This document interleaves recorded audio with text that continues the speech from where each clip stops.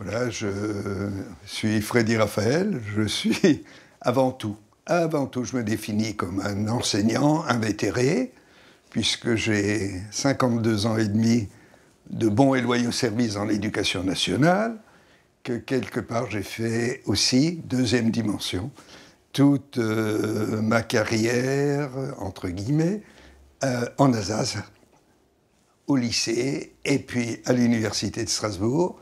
Et c'est là où j'ai été formé, donc j'ai une immense dette vis-à-vis de toute une lignée de profs que j'ai eus dans le secondaire, et puis aussi à l'université.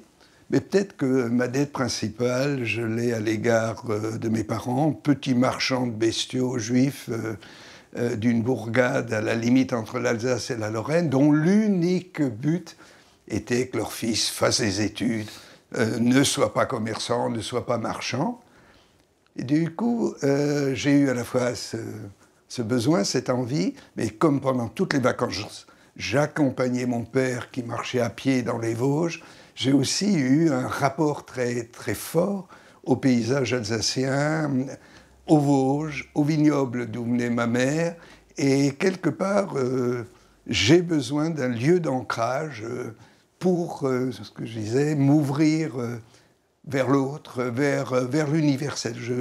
Mais j'ai besoin de ce bagage-là, et il faut dire que mon bagage de juif a probablement déterminé ma sensibilité vis-à-vis des autres, vis-à-vis des options du moment, vis-à-vis d'un certain nombre de revendications qui se font jour, dans lesquelles je me reconnais qu'à moitié, qu'avec une certaine distance.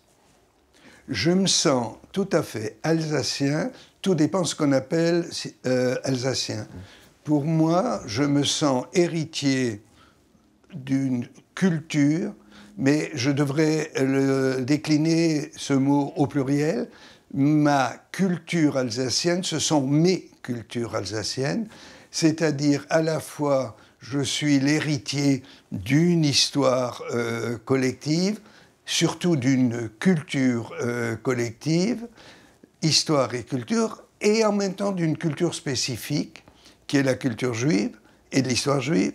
Et quelque part, je sais gré à l'Alsace d'avoir permis, et je pense qu'il est très important pour d'autres communautés à l'heure actuelle, d'avoir permis une intégration et non pas de m'avoir obligé à devenir, à ressembler. J'ai pu continuer à être moi-même, mais en fait, je dis bien continuer à être, je devrais rectifier, c'est continuer à devenir moi-même dans une évolution continue, en rapport avec l'autre, en rapport notamment avec le non-juif, en rapport avec le différent. À l'heure actuelle, c'est un défi énorme, mais je me sens profondément enrichi dans mon évolution, dans mon devenir, par ce que m'apportent d'autres cultures, d'autres modes de vie, en ayant effectivement une base commune qui est le respect pour la différence. Si ceci dégénère en hostilité, ou ce qui a été le cas de l'Alsace, ce qui a été le cas de l'Alsace à certains moments, ou en indifférence, qui est pour moi extrêmement grave parce que ça laisse s'installer toutes sortes de régimes et toutes sortes d'oppressions. À ce moment-là, je suis en combat, je suis heurté et je ne reste pas en marge.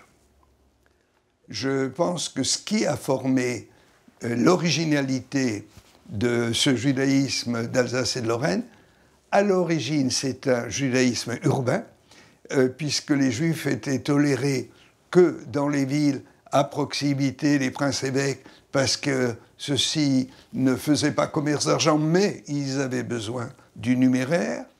Mais ils ont été aussi, à ce moment, les Juifs persécutés, chassés, et à peu près à partir du 15e jusqu'à à la fin de la Première Guerre mondiale, ce qui a représenté l'originalité du judaïsme d'Alsace et Lorraine, c'est son caractère rural, avec tout ce que ça comporte, c'est-à-dire un mode de relation à l'autre qui est celui du village ou de la petite ville. Ce qui a formé sa singularité aussi, constitué sa singularité, c'est qu'en Alsace et Lorraine, les portes étaient ouvertes, on allait chez le voisin indifféremment, on jouait avec le voisin indifféremment, on s'échangeait des choses. Il y a eu là une culture de l'échange. Certes, chacun était conscient de sa différence et de sa singularité, mais en même temps participait très souvent au fait de l'autre. Et j'en ai trouvé un écho qui m'a fait énormément plaisir cette semaine. C'est la fête des Lumières, la fête de Hanouka. Et les éclaireurs juifs ont, un soir, allumé les bougies et préparé un petit repas, des beignets. Et ils avaient invité des éclaireurs et des éclaireuses musulmans, des éclaireurs et éclaireuses laïcs, cathos, protestants. Et là, je retrouve l'Alsace dans laquelle je me reconnais.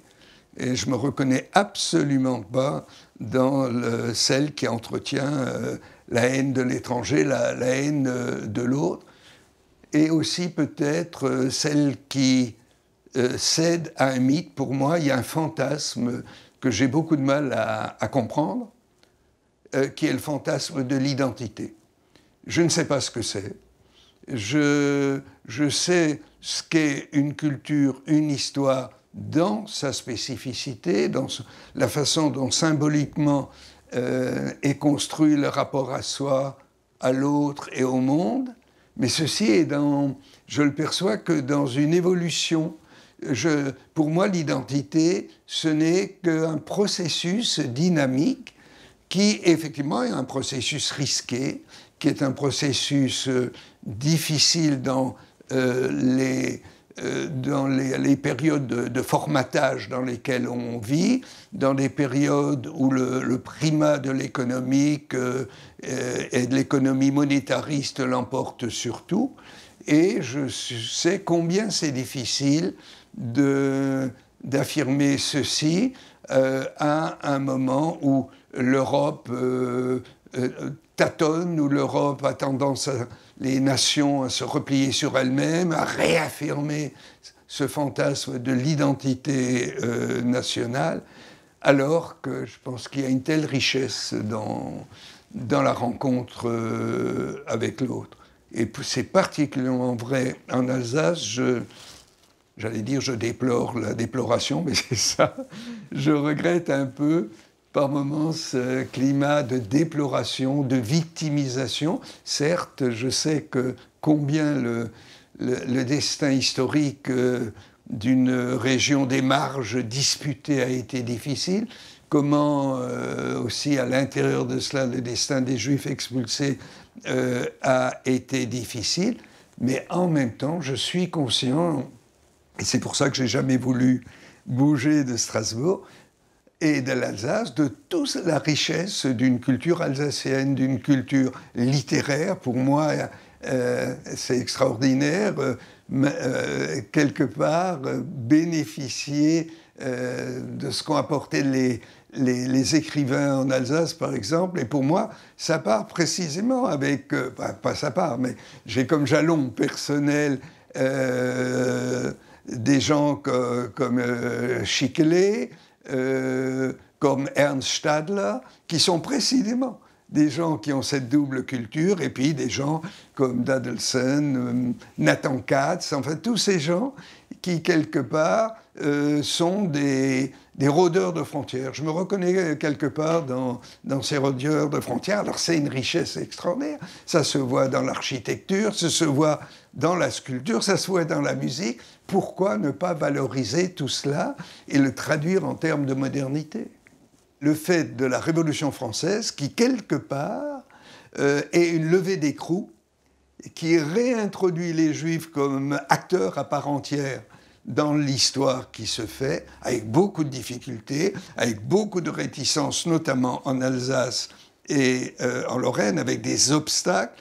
Mais peu à peu, il y a une longue marche qui va trouver alors son éclosion au moment de la République et des valeurs de la République.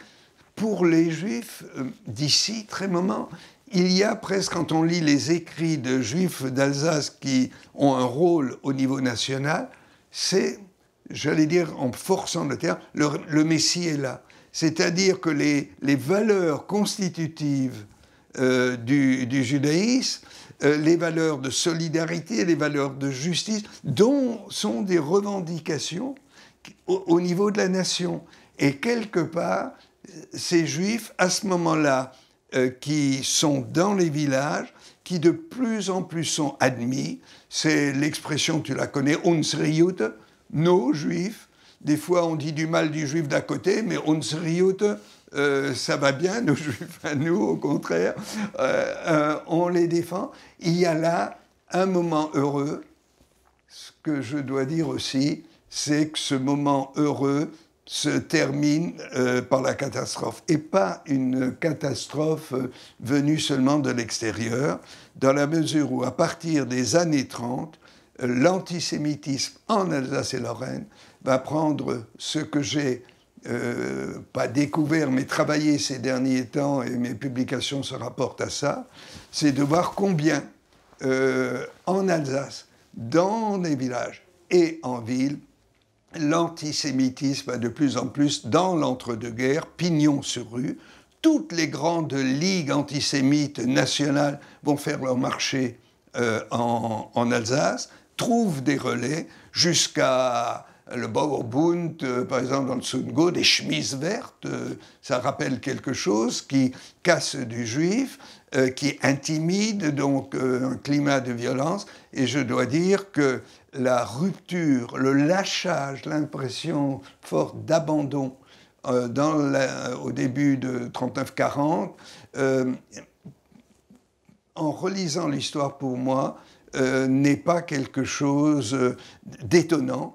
Il y a eu en 1937, en 1938, des mini-pogroms, même à Strasbourg, des vitrines dans la grande rue de magasins cassés, justement des groupes qui défilent dans les rues en criant « mort aux Juifs ».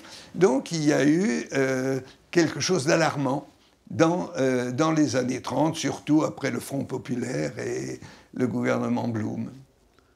En travaillant justement sur cette période de l'entre-deux-guerres, ce que je viens de publier se rapporte à ça, c'est qu'il y a eu de la part d'éléments de la communauté juive alsacienne une attitude de rejet, voire de mépris de la part de certaines gens, parce qu'on se voulait, nous, d'un judaïsme évolué, d'un judaïsme civilisé, face à des gens dont les modes d'expression et de la prière et du chant et apportaient une plus grande visibilité, alors qu'on avait tout fait pour nous fondre dans le paysage. Il y a eu cette attitude-là.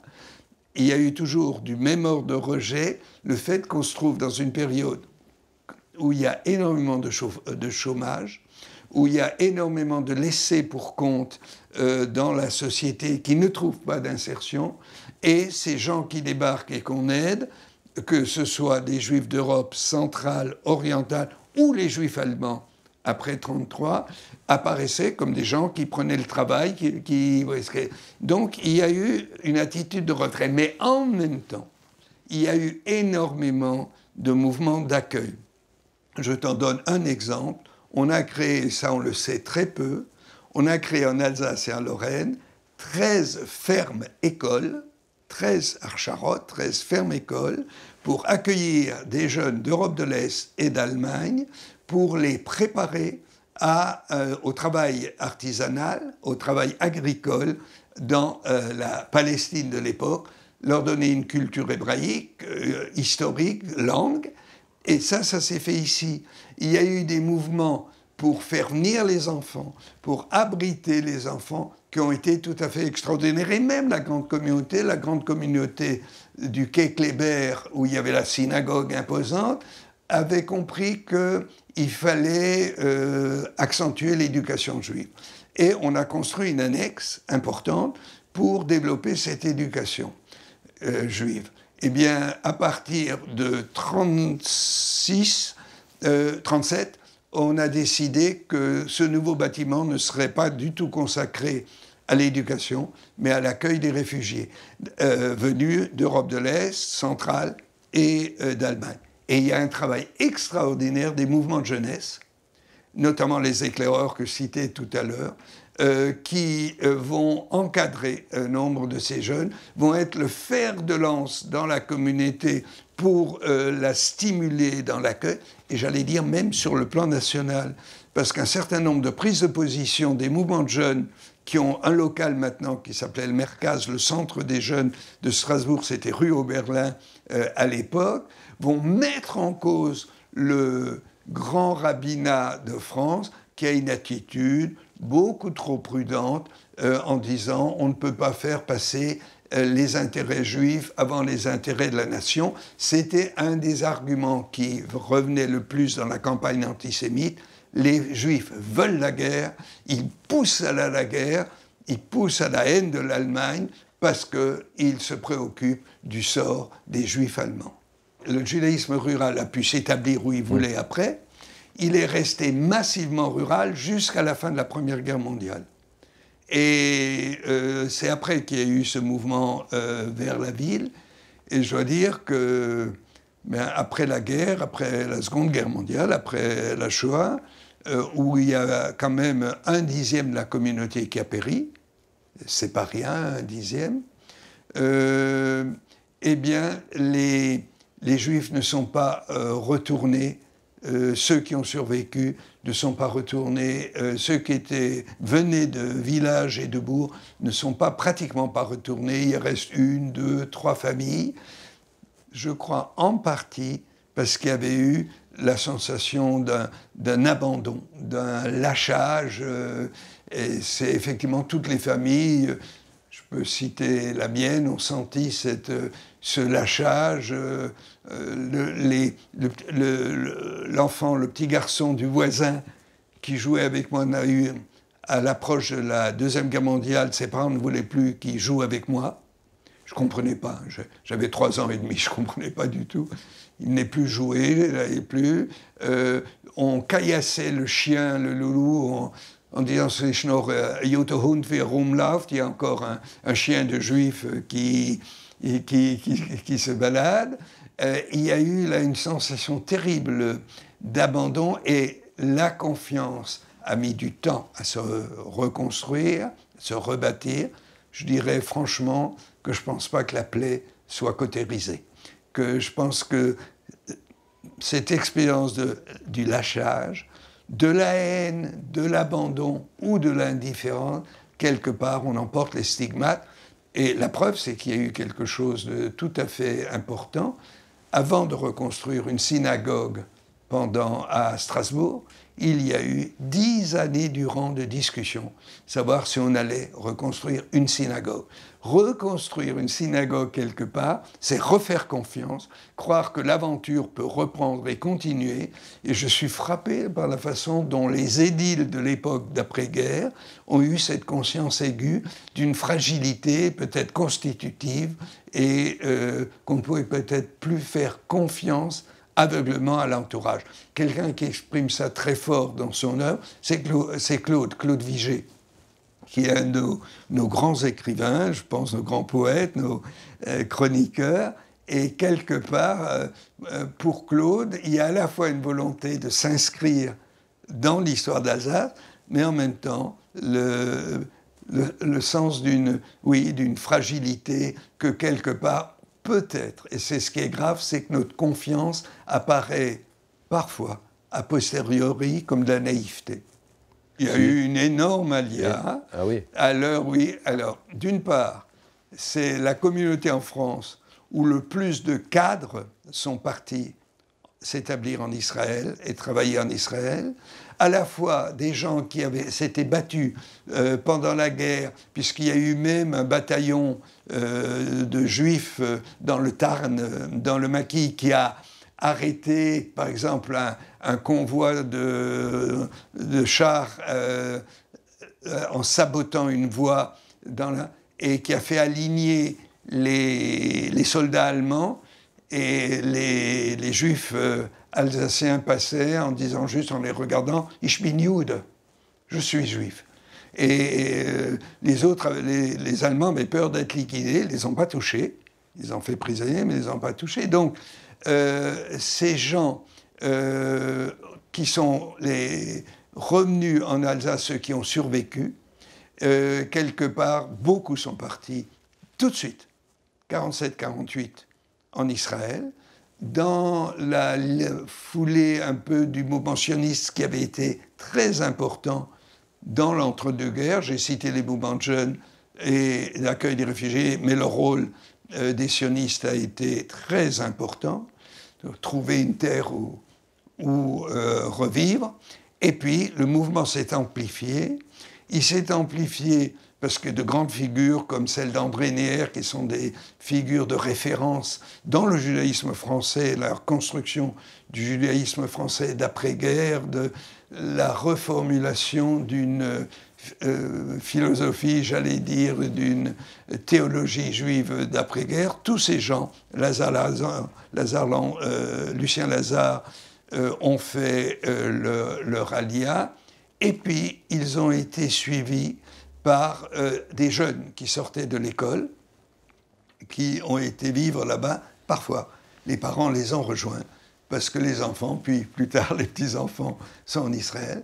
Et je dois dire qu'à l'heure actuelle, il y a un nombre quand même significatif de Juifs qui quittent l'Alsace, qui quittent Strasbourg, pour aller, à l'heure actuelle, dans la situation présente, s'établir en Israël. L'accueil des Juifs pieds noirs 62 s'est passé dans de bien meilleures, sinon dans de bonnes conditions, de mon point de vue, parce qu'il y avait eu justement le fait de prendre conscience de ce qui avait été mal fait, pas fait pour l'accueil des Juifs d'Europe de l'Est et centrale et d'Allemagne. Il y avait eu malheureusement l'expérience de la guerre qui montrait que même en exhibant quelque part des ancêtres français sur je ne sais pas combien de lignées, ça ne vous protégeait nullement. Et il y a eu notamment à Strasbourg des personnalités qui ont pris à cœur ce problème et se sont engagées tout de suite, à savoir justement le professeur Neher et sa femme. Il y a eu le président de la communauté, Maître Nivelle, qui est un survivant d'Auschwitz, c'est pas par hasard, et puis le rabbin Hazan, qui venait d'Afrique du Nord. Et ils ont sensibilisé, je donne un exemple, ils ont demandé à ce que les parents dont les enfants n'étaient pas en sécurité envoient leurs enfants à Strasbourg. Nous avons accueilli vers 1h de l'après-midi un train complet d'enfants en gare de Strasbourg. À 6h du soir, tous ces enfants étaient placés dans des familles, accueillis dans des familles, et souvent, ils ont, je vois chez nous, resté 2-3 ans, accueillis par ces familles. Donc, il y a eu là une mobilisation qui n'avait pas du tout été de cette ampleur pour l'accueil d'avant. Là, je pense que quelque part, nous n'avons pas démérité. D'une part, j'ai dit que la plaie n'est pas entièrement cautérisée, certes, mais ce n'est pas là où ça joue. Ce qui joue, c'est le sentiment d'insécurité. Le sentiment que tout peut arriver à tout moment, qu'on peut se faire insulter quand on a une kippa, qu'on peut se faire bousculer quand on a une sépa. Et je vais te dire, il y a quand même quelque chose d'anormal dans la normalité qui s'est constituée, c'est-à-dire que si je vais prier un Shabbat matin à la choule, à la synagogue, je le fais sous protection de 3 quarts de police, c'est pas normal. Ça devient ça comme ils font partie du décor, comme s'il me fallait une protection pour avoir le droit de prier. Il y a là quelque chose qui engendre un mal-être. C'est pas propre à l'Alsace du tout, mais je dis que quelque part c'est ressenti. C'est là où la communauté, une des régions de France où la communauté juive est la plus dense, en Alsace. C'est là où se sont, comme à Strasbourg, constituées des sous-communautés nombreuses, à la fois plus rigoristes, plus fondamentalistes, ou encore où se maintiennent des offices avec la tonalité, les rites, les prières d'Europe centrale ou d'Europe de l'Est, ou du monde sfarade. Il y a donc là une diversité et une vie juive éclatée, qui, quelque part, ressent cette insécurité. Alors, c'est peut-être pas propre ici. Il y a aussi une alia du reste de la France qui a cru énormément. Et alors, il y a un phénomène assez particulier qu'un certain nombre de juifs sfarades de la banlieue parisienne, se sentant très en insécurité dans l'environnement de la banlieue, sont venus habiter Strasbourg. Ça aussi. Quelque part, c'est ce sentiment qu'on a à la fois une envie d'être installé, comme tout être humain, d'appartenir. Et puis, le sentiment que cette insertion est fragile. Et ce sentiment peut naître dans des familles qui, elles, se croyaient constitutives du paysage alsacien. Il y a la figure du juif de l'étude qui n'est pas un mythe. C'est-à-dire, ce qui me frappe, c'est la revalorisation de l'étude depuis la fin de la guerre. C'est-à-dire que cette communauté et ses représentants, ses leaders, qui sont tous presque une nouvelle génération, parce que 9/10 des rabbins d'avant-guerre sont morts pendant la guerre, en déportation, 9/10 dans la résistance ou les arrestations. Eh bien, ils ont compris que le juif ne pouvait plus être un juif de condition, mais devait être un juif de conviction. Et pour être un juif de conviction, il fallait avoir quelque chose à défendre, et ceci se trouve dans l'étude des textes, dans la retraduction, ce que devrait faire la culture alsacienne, pour moi, dans son ensemble, de retraduire les textes de référence en termes de modernité, en termes de sorte qu'ils fassent sens pour aujourd'hui. Alors c'est constitué quelque chose de particulier. Il y a à l'heure actuelle, dans nombre de synagogues, petite synagogue et la grande synagogue, ce qu'on appelle le daf yomi, l'étude, la page du jour, où des juifs viennent tous les matins étudier pendant 1 heure, prendre leur café et puis partir au boulot.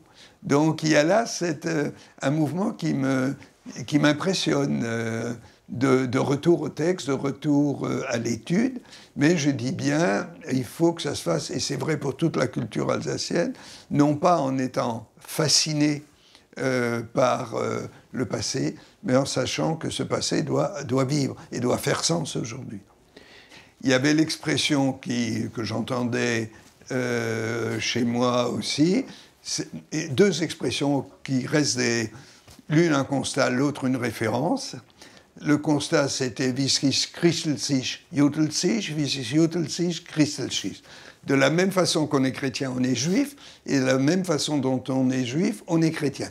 C'était vrai aussi pour les juifs de l'Est, mais dans leur rapport avec un judaïsme où il y avait un christianisme avec plus de pathos et un peu. Donc il y a une interaction, une interpénétration dans tous les domaines, dans la culture, dans l'art, dans la truc. Et puis il y a surtout j'allais dire, l'enseignement recteur qui est resté pour moi, que mes parents m'ont apporté, et qui est resté prévalent. Et je le retrouve avec beaucoup de plaisir au musée juif de Bouxwiller, qui est un très beau travail de Gilbert Weil, c'est « Lebe und Levelun ». Alors traduit, ça fait « vivre et laisser vivre », ça a l'air banal, mais c'est énorme. Oui. Vivre et laisser vivre, ça veut dire que j'entends vivre à ma façon, mais ça suppose que je respecte la façon de vivre de l'autre. « Lebe und Levelun » reste pour moi vraiment une dimension rectrice.